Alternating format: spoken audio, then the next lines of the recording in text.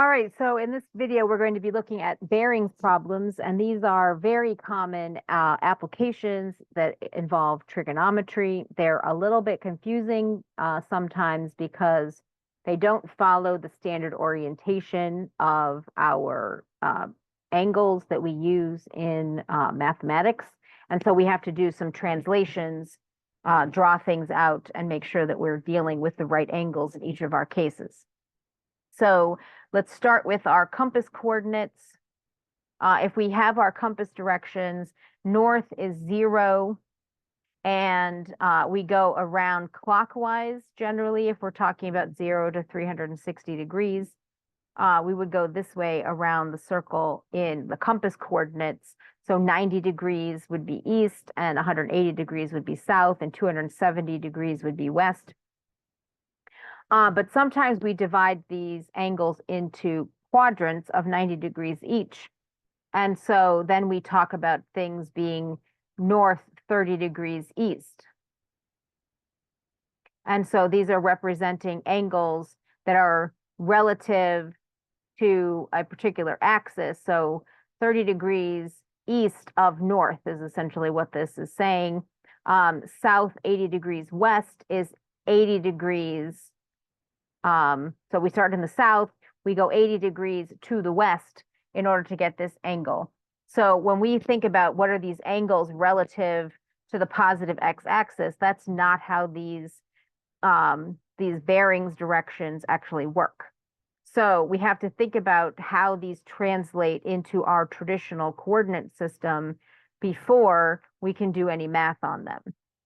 So drawing problems out as you're doing the word problems is essential to figuring out what kind of angles we have to take trig functions of. We can't just throw these values into our calculator and just go with what we have. We have to figure out the relationships.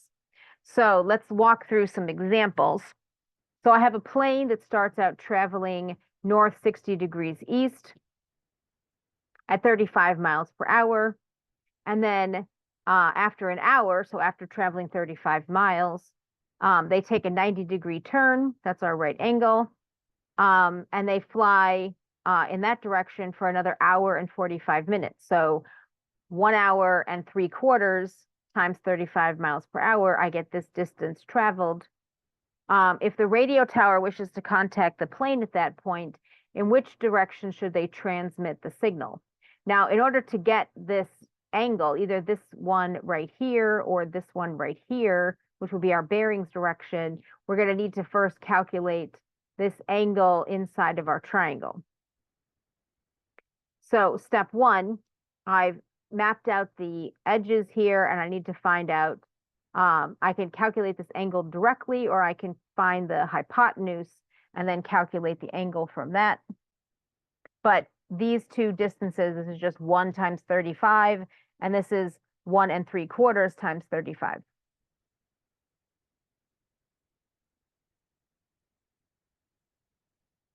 Now, first I need to find this angle. So this angle, what do I have? I have opposite and adjacent. So I can do the inverse tangent of opposite over adjacent, 61.25 over 35. And I get theta is approximately 60.3 degrees. So I start out 60.3 degrees. This angle in here, that means this is the 90-degree angle. So this is, if I go another 30 degrees, I get fully east. And what's left then is 30.3 degrees on this side of east. And that tells me, well, what is my angle away from the south orientation? It's going to be whatever I need to get back to 90 degrees. So 90 minus that 30.3 leftover is going to give me 59.7 degrees. So our bearings, again, is measured from the north and the south. In this case, 59.7 degrees east, because it's on the east side of south. Now, here's another example. Suppose that a boat leaves an island traveling for another 300 nautical miles due east of where he launches from. However, the ocean current pushes him off course at an angle of 11 degrees. If he's traveling at 40 knots and doesn't discover that he's being carried off course for 2 hours, in what direction should he travel in order to reach his destination? So he's gone 40 knots times 2 hours, so 80 knots in this direction. And we know that this is 11 degrees off from where he started. In order to reorient himself, in order to change direction, he needs to figure out what this angle is inside the triangle in order to figure out how much he needs to change direction by out here. Because if he's 11 degrees off in this direction, his current bearings are south 79 degrees east, and he needs to know what does he need to change that to. And to do that, we need this angle. So we know he's heading for 300 knots. We have 80 degrees here. This is a side angle side, so this is a law of cosines problem. So if we put that into our calculator, following the law of cosines, we get that this side right here is 220 knots.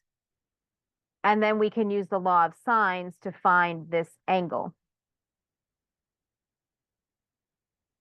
Now it's obtuse, so we're going to need to make sure that we get an angle in the second quadrant. So here, if we do sine of theta over 300, so this is the 300 is the opposite side. And then we have sine of 11 degrees over 220, which is this side right here. Then we end up with an angle that is approximately, again, in degrees, 165.1 degrees. Now, these problems, we're working with degrees because they give us degrees in the problem, and so we need to report degrees as solution. So we're keeping everything in degrees here, not because degrees are great to work with, especially when we get to calculus, radians are better, but typically we're working with degrees, and so we have to use everything in degrees. So if this is now 165, and this is a straight line, we can now calculate this angle by doing the supplementary angle, right? So that straight line, that's going to give us 165.1 minus subtracted from 180. That's going to give us 14.9 degrees. And again, we're trying to get the direction we need to head in, the bearings. So we were at an 11-degree angle from east. And so if we change our direction by 14.9 degrees north, then we end up on the other side of our eastern axis. And so the difference here is going to be 14.9 minus 11 is going to give me 3.9 degrees north of that eastern axis. But since my bearings are provided in terms of the distance from north and south, I take my 90 degrees minus my 3.9, and my new bearings have to be north 86.1 degrees east. This is why these are complicated problems. And then we have another example. So suppose that a plane flies at a bearing of south 40 degrees west, so that would be this direction, at a speed of 100 kilometers per hour into a crosswind coming from south 65 degrees east at 15 miles per hour.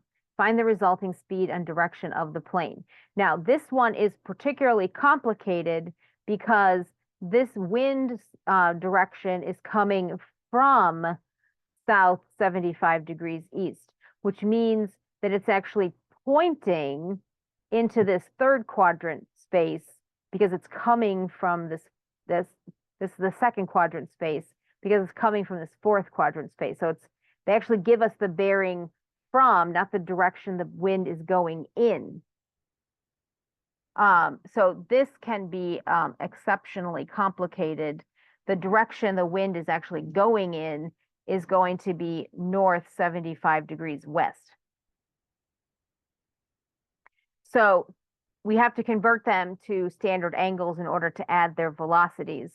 Now, this angle right here, this is in this case, the third quadrant. So it's going to give us, we add the direction 40 degrees to 90 degrees to get the negative angle. That's 90 degrees here, 40 degrees here. That's going to be negative 130 degrees. Now, for this one, again, this is the direction from. So it's actually pointing, if we're going around over here, this angle is positive 165 degrees because this is 90 and then this is 75 degrees on top of that. We have to convert them into vectors to be added in rectangular form. So we have our magnitude of 100, cosine of negative 130 degrees, and times sine of negative 130 degrees. We get approximately this in vector form. And then the wind is 15 times the cosine of 165 degrees and the sine of 165 degrees, and we get this. Now we can add them, the change in x, the change in y, together. And so the plane plus the wind is creating a vector of movement in this direction. To figure out what the total magnitude is, we find the radius, just the length of this vector. So we take our value here. Again, I've rounded it. And if you're doing your calculator, you should carry more decimal places. But we take the square of each component and we square root the sum. And so we get about 107.2 kilometers per hour. And then what direction is it actually pointing in? Again, you can see the wind is coming from this direction. So it's pushing the plane a little bit off in this direction. We take our inverse tangent to get about 42 degrees, but that's up here. We need the angle to be down here. So we add 180 degrees. And then we have to compare that to our angle directly south in order to get the bearings. So 270 minus our 222.7 gives us 47.3. So again, that makes sense from this direction. I was trying to go 40 degrees. I've been pushed a little off to the west. So my angle has gotten a little bit bigger, more westward.